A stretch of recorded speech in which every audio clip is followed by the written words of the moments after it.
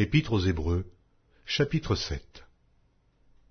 En effet, ce Melchisédek, roi de Salem, sacrificateur du Dieu Très-Haut, qui alla au-devant d'Abraham lorsqu'il revenait de la défaite des rois, qui le bénit, et à qui Abraham donna la dîme de tout, qui est d'abord roi de justice d'après la signification de son nom, ensuite roi de Salem, c'est-à-dire roi de paix, qui est sans père, sans mère, sans généalogie, qui n'a ni commencement de jour ni fin de vie, mais qui est rendu semblable au Fils de Dieu, ce Melchisédek, demeure sacrificateur à perpétuité.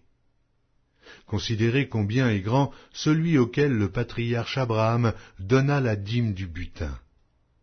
Ceux des fils de Lévi qui exercent le sacerdoce ont, d'après la loi, l'ordre de lever la dîme sur le peuple, c'est-à-dire sur leurs frères, qui cependant sont issus des reins d'Abraham. Et lui, qui ne tirait pas d'eux son origine, il leva la dîme sur Abraham, et il bénit celui qui avait les promesses. Or c'est sans contredit l'inférieur qui est béni par le supérieur. Et ici, ceux qui perçoivent la dîme sont des hommes mortels, mais là, c'est celui dont il est attesté qu'il est vivant.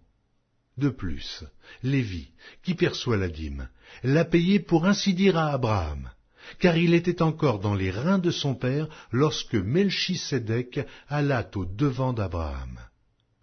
Si donc la perfection avait été possible par le sacerdoce lévitique, car c'est sur ce sacerdoce que repose la loi donnée au peuple, qu'était-il encore besoin qu'il parût un autre sacrificateur selon l'ordre de Melchisédek, et non selon l'ordre d'Aaron? Car le sacerdoce étant changé, nécessairement aussi il y a un changement de loi.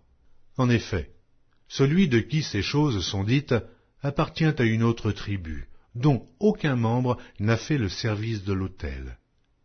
Car il est notoire que notre Seigneur est sorti de Juda, tribu dont Moïse n'a rien dit pour ce qui concerne le sacerdoce. Cela devient plus évident encore quand il paraît un autre sacrificateur à la ressemblance de Melchisédek, institué non d'après la loi d'une ordonnance charnelle, mais selon la puissance d'une vie impérissable. Car ce témoignage lui est rendu. Tu es sacrificateur pour toujours, selon l'ordre de Melchisédek. Il y a ainsi abolition d'une ordonnance antérieure, à cause de son impuissance et de son inutilité. Car la loi n'a rien amené à la perfection, et introduction d'une meilleure espérance par laquelle nous nous approchons de Dieu.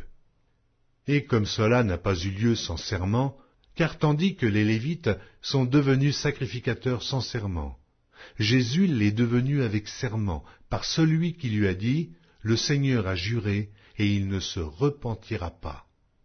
Tu es sacrificateur pour toujours, selon l'ordre de Melchisédek. » Jésus est par cela même le garant d'une alliance plus excellente.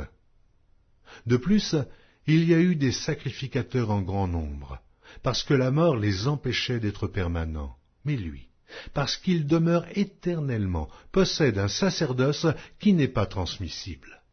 C'est aussi pour cela qu'il peut sauver parfaitement ceux qui s'approchent de Dieu par lui, étant toujours vivant pour intercéder en leur faveur.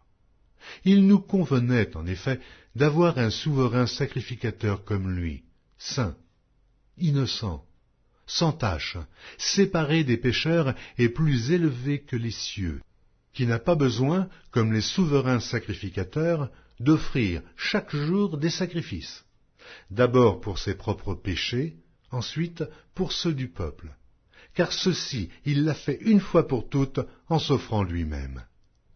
En effet, la loi établit souverains sacrificateurs des hommes sujets à la faiblesse, mais la parole du serment, qui a été faite après la loi, établit le Fils qui est parfait pour l'éternité.